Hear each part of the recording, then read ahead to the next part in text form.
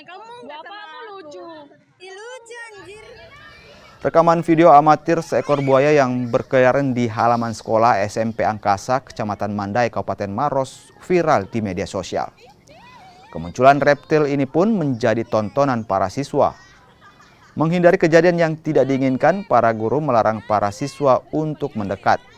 Tak butuh waktu lama, buaya dengan panjang 1 meter ini akhirnya diamankan petugas POM TNI Lanut Sultan Hasanuddin yang sebelumnya berjaga di depan pintu gerbang sekolah. Belum diketahui asal buaya tersebut karena lokasi sekolah berada jauh dari sungai atau habitatnya. Diduga reptil ini merupakan hewan peliharaan salah satu warga sekitar yang terlepas dari kandangnya. Anak-anak sudah langsung menyaksikan ada buaya di sana. Ya, terus di parkiran. Ya.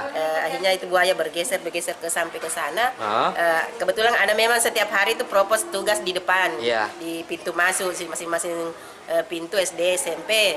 Jadi cepat tangkap juga, proposnya datang menangkap. Setahu saya selama saya di sini tidak pernah ada itu habitat buaya, tidak ada yang penangkaran, tidak ada. nggak ada, Bu. Tiba-tiba saja muncul di situ, anak-anak lihat.